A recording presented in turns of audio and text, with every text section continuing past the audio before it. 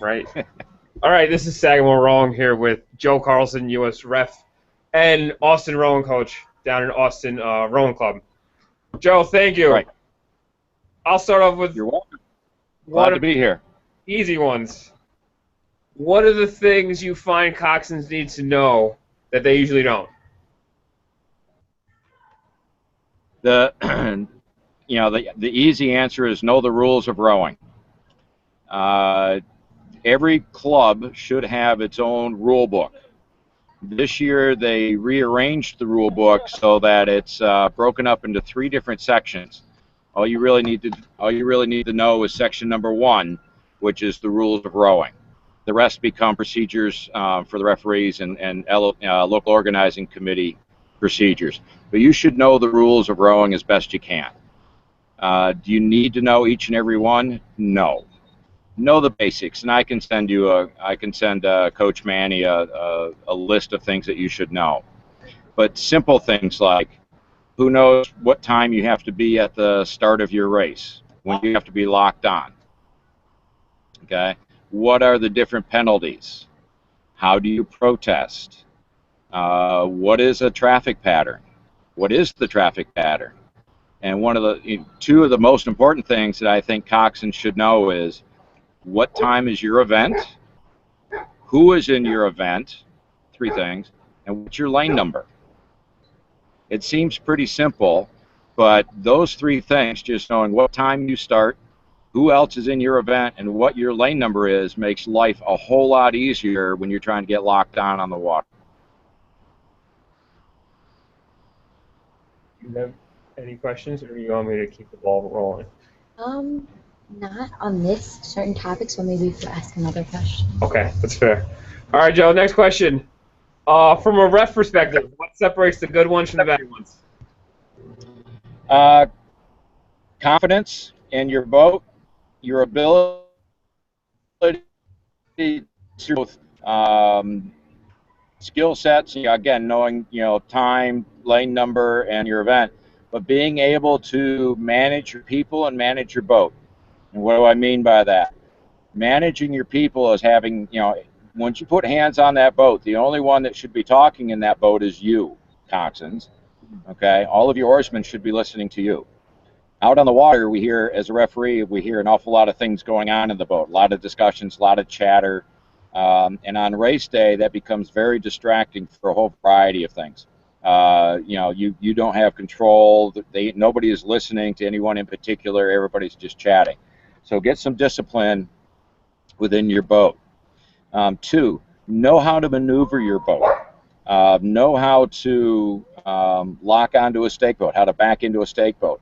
Know how to scull your boat around.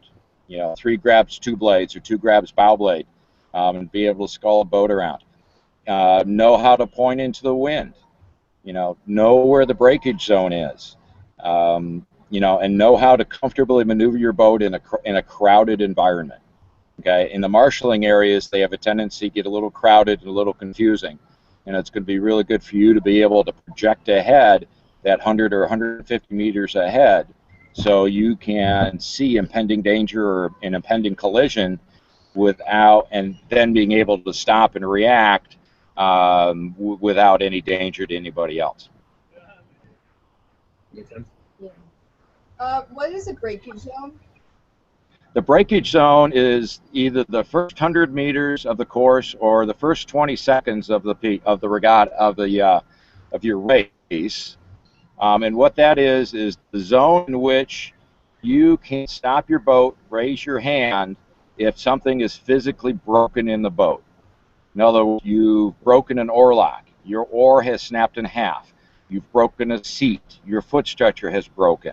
Okay, a rigger has broken, a jumped slide, your cox box not working, a keeper that's popped open, not breakage. That's just bad rowing and bad fishing. Okay, so that breakage zone is kind of a free zone. So if something happens within that first 100 meters, you are welcome to stop your boat, check it down, raise your hand. The referee will come over and assess what the problem is. You explain to them what the problem is. They'll assess it, and either say, yep, it's broken, and try to assist in getting it fixed, calling your coach, or if they determine that it's not actually broken equipment, they can assess you a penalty, probably a warning for delay of regatta, and return you to the start and reload and fire again. Okay. Making sense? Yeah. Cool. Can we keep going? I can ask the question. Okay. What are some major disqualifications? Okay, let me explain. There's 5 penalties that you'll find in U.S. rowing. A reprimand, a warning, exclusion, disqualification, and relegation. Relegation you won't run into until you hit youth nationals. Okay. A reprimand is basically a slap on the wrist. Okay. We saw you do that. Don't do it again. Okay. A warning carries more weight than a reprimand. A warning is this is starting to become a little more important. Pay attention. And a warning can be assessed for, say, a false start. False start if you jump the start before the flag goes. If you get 2 warnings, that equates to an exclusion. Exclusion means that you are no longer eligible to row in that event. Okay, so if you're in the men's varsity 8 and you have a traffic pattern violation, which normally is a warning, and then you get a false start, you will then be excluded. You will not be allowed to race in that event. A disqualification is you are doing something so egregious, we don't even want you in the regatta anymore. So we'll kick you out of the regatta. That could be harmful or attempt to harm, cause harm to another individual or another boat. In other words, you purposefully steer into a boat. It could be some physical altercation on land or on the water. It could be cursing and swearing at a referee, okay, or something so egregious on land as well. Relegation is if you don't make weight for some particular reason at boat weights at youth nationals. No matter where you are, we will place you last in that particular heat. Okay, so be careful when you say disqualification. It may not necessarily be a disqualification. Again, a DQ means that you are out of the regatta, and it's a reportable offense to U.S. rowing. Okay, the disqualification is over at the end of the regatta, so it doesn't carry forward to the next regatta. But if you get DQ'd, you are out of the regatta. You can no longer participate. Okay. So you can get expelled from your doubles race, but then go race the quad, correct? Correct. Okay. Cool. You can be excluded from the double, but you can go race your quad. Okay. Cool. Want to keep going, or you want me to keep going? Okay. Oh, shoot. What do you think the worst mistake a coxswain can make is? What's the worst mistake a coxswain can make? Wow. I'm not sure how much time I have.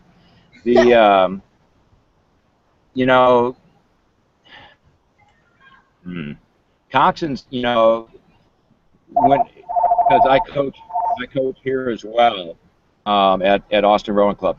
I teach my coxswains, when I push them off the dock, I am no longer their coach. Okay, they are the coach of that boat. They're the captain of the boat. They're the cheerleader.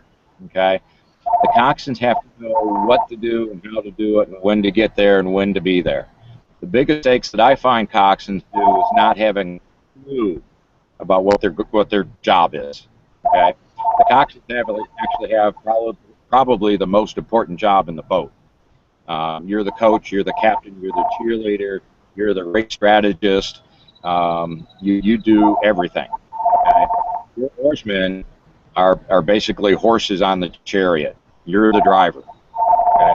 The biggest mistakes I see is not knowing your event, not knowing who else is there, not even knowing if you're an A boat or a B boat. Are you the men's varsity or the JV or the women's varsity or JV? or whatever it might be up there. You've got to have knowledge of your whole boat and your event. Okay, thank you. So I'll throw one out. What can the coxswains do to keep the refs on their good side? Bribes, cold no. No. The best that a coxswain can do is stuff. Sorry, pardon the airplane. The best that a coxswain can do is stuff that we've already mentioned.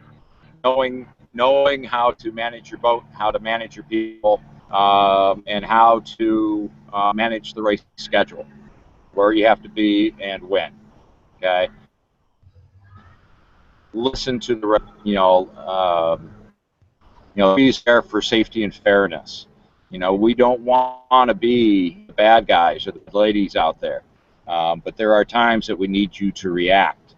So a good coxswain, in my eyes, knows exactly where they need to be at exactly the right time, and where they're going to be in that event. In other words, what lane and with whom. Yeah, you're gonna keep going.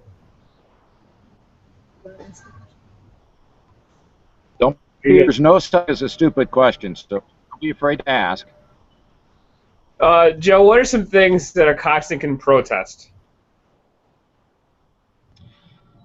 Anytime that you feel that you or your race has been impeded to the point where you could have potentially finished better. In other words, I mean, you can protest most anything that's common sense.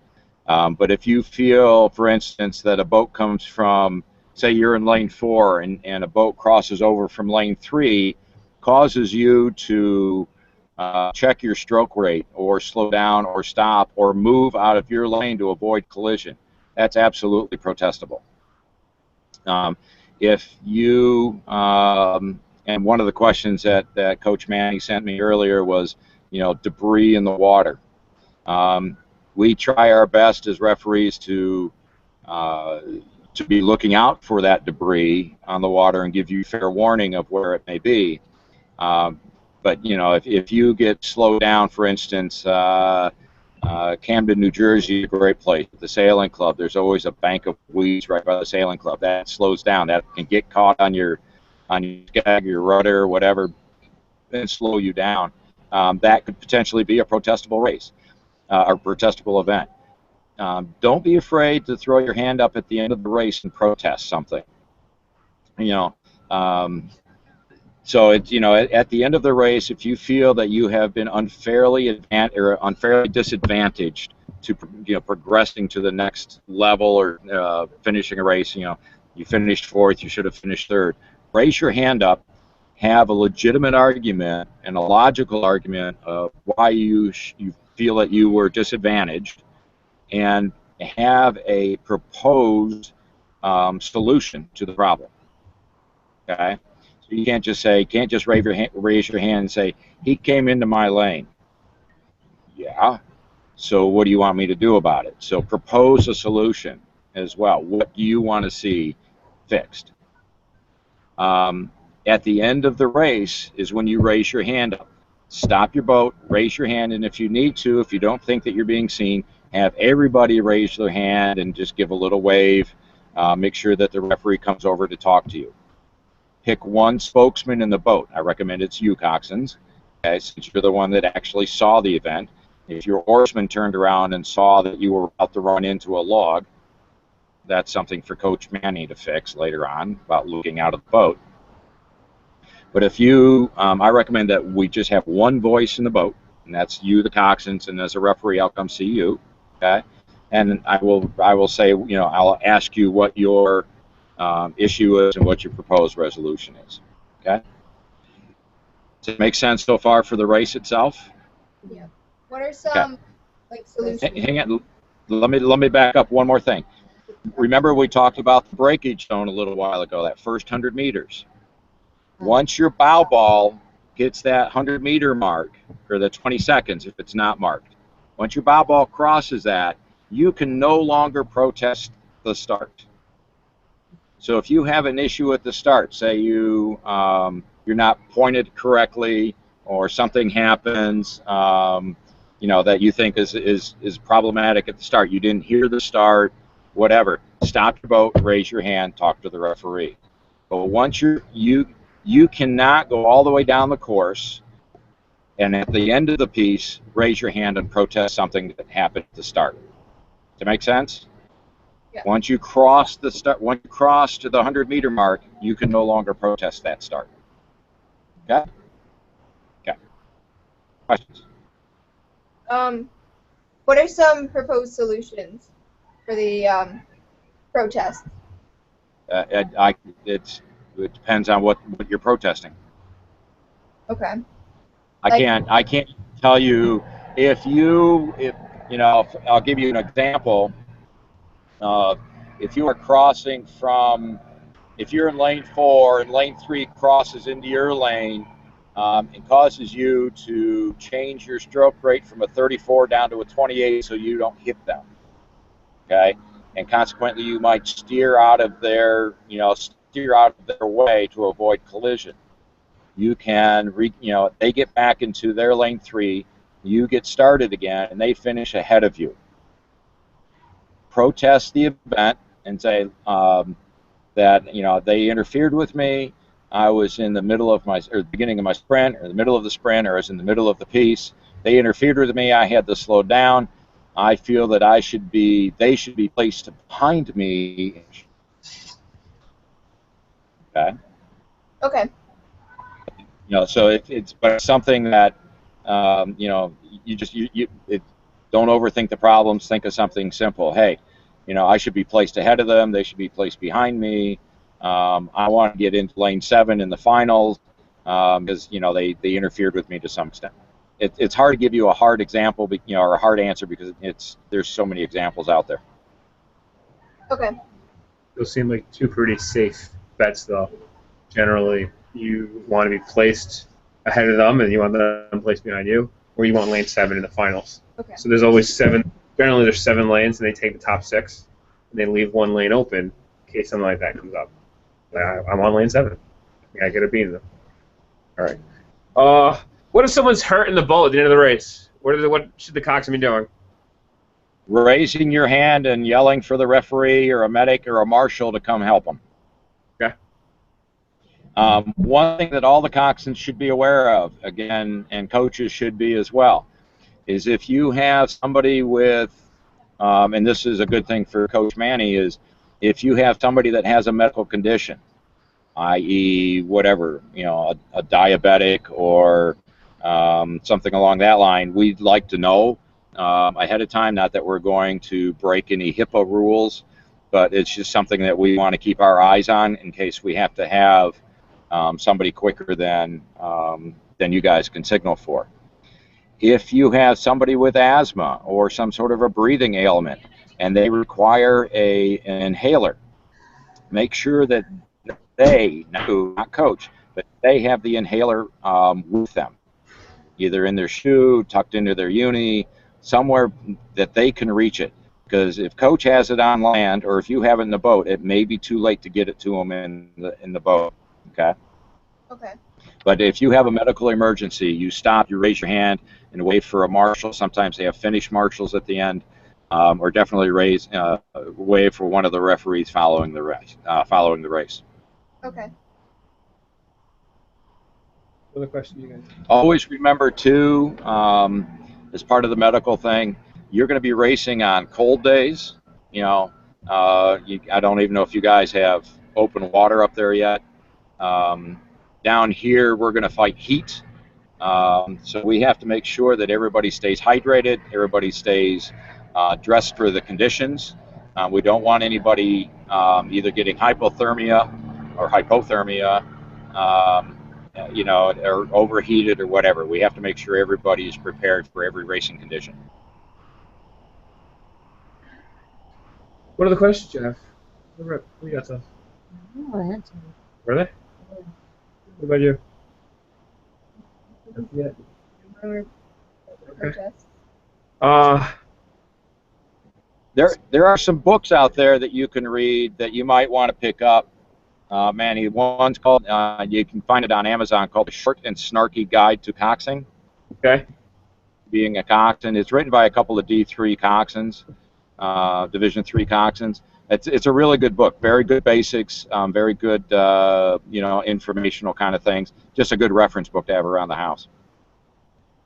So you said the guide to being short and snarky? It's the, it's the Short and Snarky Guide to Coxswain. I was being a coxswain. Yeah, I can send you the title. awesome. Yeah, but it's good to have a couple of reference books around. Have you seen the 2015 rules yet at your place? No. On my Okay. to-do list after as of 20 minutes ago. There you go. They are posted online, so you can look at them online as well at usrowing.org, and you can start reading them there. So I'll make sure I send that to you. Joe, all our questions were answered. Do you have any other words of wisdom or guidance that you could offer the coxswains? You know for guidance. You know, the one thing about being a coxswain, and I'll take my referee hat off for a minute and put a coach's hat on, is I rely on my coxswains to do an awful lot of things. You know, when I say it's time to go, you know, I expect my coxswains to have everything. They should know what their bow numbers are. They should know their lane numbers, time of event. But you also should be going through that boat checking on two things. Especially, you want to make sure your heel ties are tied so they're no longer than 3 inches. Okay, so when you go through control commission, all the shoe ties will be checked, and you want to make sure the bow balls are firmly attached onto the bows of your boat. Okay, and those are two very big safety things. The heel ties are there, and they're meant to be there so that if you, for some unforeseen reason, flip and roll into the water, you can extract your feet from those shoes without the use of your hands.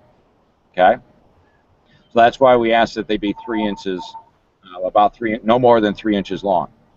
The bow ball, and you know, Coach Manny could probably pull an old one off and show you how pointed the bow of any of these boats really is. The bow ball is there to protect from,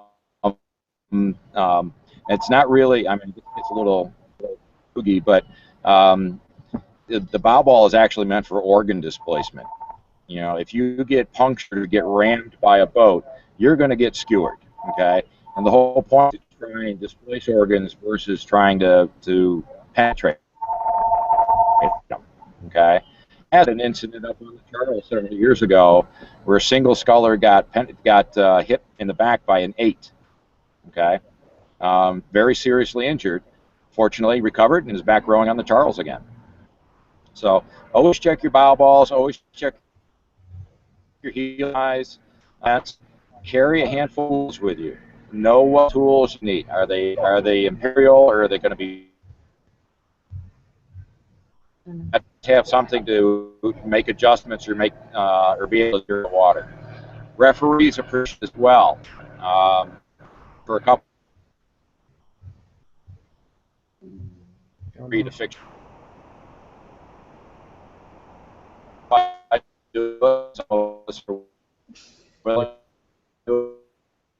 Not everybody prepared to do that.